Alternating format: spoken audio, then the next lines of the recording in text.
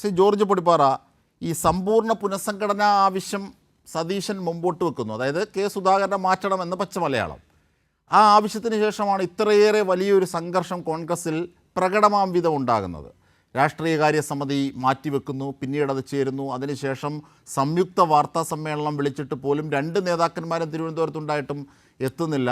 അതിനു മുമ്പുള്ള ഉന്നതാധികാര സമിതി യോഗത്തിൽ നിന്ന് കെ സുധാകരൻ വിട്ടുനിൽക്കുന്നു. അതിനു മുമ്പുള്ള KPCയുടെ യോഗത്തിൽ നിന്ന് സതീശൻ വിട്ടുനിൽക്കുന്നു. ഇങ്ങനെയൊക്കെയുള്ള സംഘർഷങ്ങൾക്കിടയിലാണ് ഇപ്പോഴത്തെ പല വാദങ്ങളും പുരോഗമിക്കുന്നത്. എങ്ങനെയാണ് ഈ കോൺഗ്രസ്സിലെ ഇപ്പോഴത്തെ തമ്മിൽ തല്ല് കാണുന്നത്? ആൻ്റണി കരുണാകരൻ കാലത്തെ ആ ഗ്രൂപ്പ് പോരിൻ്റെ ഒരു തുടർച്ചയായൊന്നും കാണാനാകാത്ത വിധം ഇത് സങ്കുചിതമാകുന്നൊരു ഘടകമുണ്ട് അല്ലേ? താങ്കൾ പ്രതിനിധാനം ചെയ്യുന്ന ചാനലിനും ഇതിനെ ഈ രീതിയിൽ കാണാനും ഈ രീതിയിൽ വ്യാഖ്യാനിക്കാനുമാണ് താല്പര്യം. അങ്ങനെയാണ് വ്യാഖ്യാനിക്കേണ്ട, രാഷ്ട്രീയമായിട്ട് അങ്ങനെ വ്യാഖ്യാനിക്കാൻ അവകാശമുണ്ട്. കാരണം നിങ്ങൾ ആഗ്രഹിക്കുന്ന രീതിയിൽ ഈ വിഷയത്തെ കാണുന്നു. നിങ്ങൾ ഒരുപക്ഷെ ഇത് കുറെ കൂടി മുറുകണമെന്നും അങ്ങനെ തമ്മിൽ തല്ലി ഈ പാർട്ടിക്ക് എന്തെങ്കിലും മുന്നണിക്കോ എന്തെങ്കിലും സാധ്യത ഉണ്ടെങ്കിൽ അതൊക്കെ അതുവഴി ഇല്ലാതാകണമെന്നൊക്കെ ആഗ്രഹിക്കുന്നത് രാഷ്ട്രീയമായിട്ട് താങ്കളുടെ ചാനലിന്റെ രാഷ്ട്രീയ താല്പര്യം അനുസരിച്ച് സ്വാഭാവികമാണ്. ഞാനതിനെ കുറ്റം പറയാനില്ല. അതാണല്ലോ അതിന്റെ നിങ്ങളുടെ ഒരു കാഴ്ചപ്പാട്. പക്ഷെ ഇവിടെ മനസ്സിലാക്കേണ്ട ചില കാര്യങ്ങളുണ്ട്. ഇപ്പൊ CPM പോലുള്ള ഒരു രാഷ്ട്രീയ പാർട്ടി അല്ല കോൺഗ്രസ് എന്ന് പറയുന്നത്.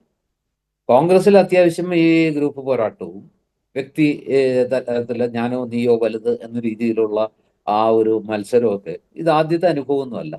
ഈ പാർട്ടി ഉള്ളിടത്തോളം ഉണ്ടായ കാലം മുതൽ ഇതുണ്ടായിട്ടുണ്ട്.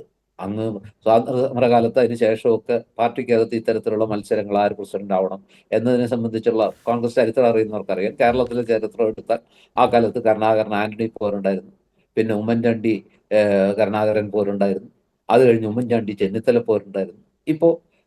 ഇപ്പോ നിങ്ങൾ പറയുന്ന രീതിയിൽ ഇപ്പോഴത്തെ അവസ്ഥ, ഈ അവസ്ഥയിൽ നമ്മൾ മനസ്സിലാക്കേണ്ട ഒരു കാര്യം, ഇത് ജനാധിപത്യ പാർട്ടിയാണ്, ഒരു കേഡർ പാർട്ടിയൊന്നുമല്ല.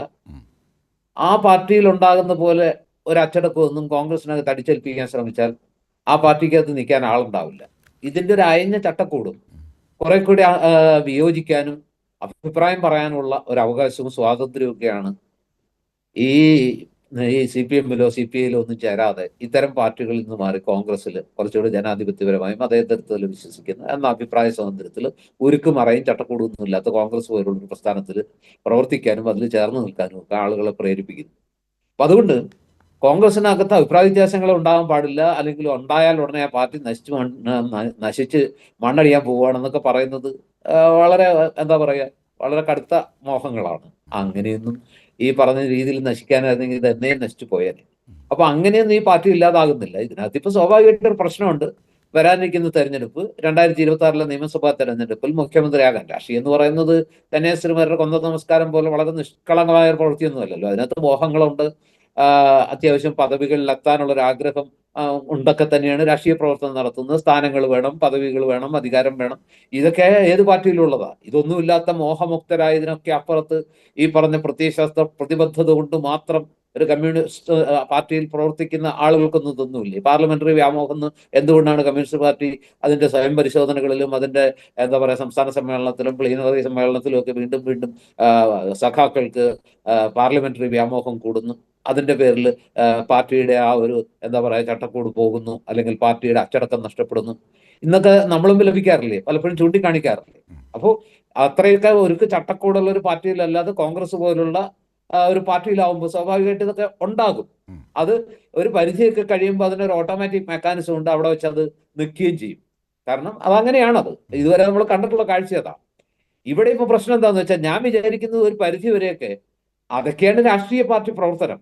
അല്ലാതെ ഒരൊറ്റയാൾ കൽപ്പിക്കുന്നു, ഒരേ ഒരാൾ തീരുമാനിക്കുന്നു സർവവും, ബ്രാഞ്ച് തലം മുതൽ സംസ്ഥാന തലം വരെ എന്തായിരിക്കണം ഒരു പാർട്ടിക്കാരൻ, അല്ലെങ്കിൽ ഈ പാർട്ടി എന്തായിരിക്കണം, ആര് ജില്ലാ സെക്രട്ടറി ആവണം, അല്ലെങ്കിൽ ആരായിരിക്കണം പാർട്ടിയുടെ കീ പോസ്റ്റുകളിലെല്ലാം എന്ന് ഒരു വ്യക്തി എന്ത് തീരുമാനിക്കുന്നു, ആ വ്യക്തിയുടെ മനസ്സിൽ ഉള്ളത് മരത്തേൽ വായിച്ച് അതനുസരിച്ച് എല്ലാ കാര്യങ്ങളിലും തീരുമാനമെടുത്ത് ആ രീതിയിൽ പ്രവർത്തിക്കുന്ന ഒരു സംഘടനാ സംവിധാനത്തെക്കാൾ ഇത് ശരിയാണ്.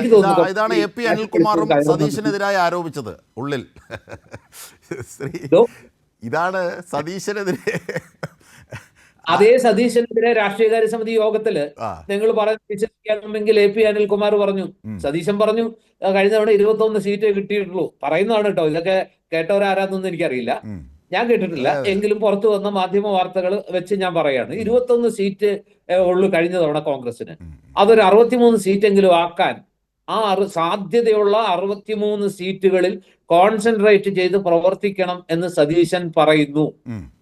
അത് പറഞ്ഞു തുടങ്ങിയപ്പോൾ AP അനിൽകുമാർ അതിനെ ഖണ്ഡിച്ചുകൊണ്ട് ചോദിക്കുന്നു, ഈ 63 സീറ്റ് നിശ്ചയിക്കാൻ നിങ്ങൾ ആരാണ്? നിങ്ങൾ? ആ 63 സീറ്റ് സെലക്ട് ചെയ്തത് നിങ്ങളാണോ? അല്ലെങ്കിൽ നിങ്ങളാണോ സെലക്ട് ചെയ്യേണ്ടത്? കൂട്ടായി പറയണം എന്ന് പറഞ്ഞുകൊണ്ട് അതിനെ ഉടക്കിടുന്നു. സതീശനോട് സംസാരം നിർത്തുന്നു. പിന്നീട് അദ്ദേഹം ഇരിക്കുന്നു. ഇതോടുകൂടി അവിടെ ഈ പ്രശ്നം ഉണ്ടാവുന്നു. ഞാനിപ്പോഴും വിശ്വസിക്കുന്നത് വെച്ചാൽ AP അനിൽകുമാറിനെ പോലെ ഒരാള് ഈ പറയുന്ന രീതിയിൽ സംസാരിക്കാൻ പോകുന്ന ഒരാളാണെന്ന് എനിക്ക് വ്യക്തിപരമായിട്ട് ഞാൻ അദ്ദേഹത്തെ പോലും വിശ്വസിക്കുന്നില്ല. പ്രകോപിപ്പിച്ചു.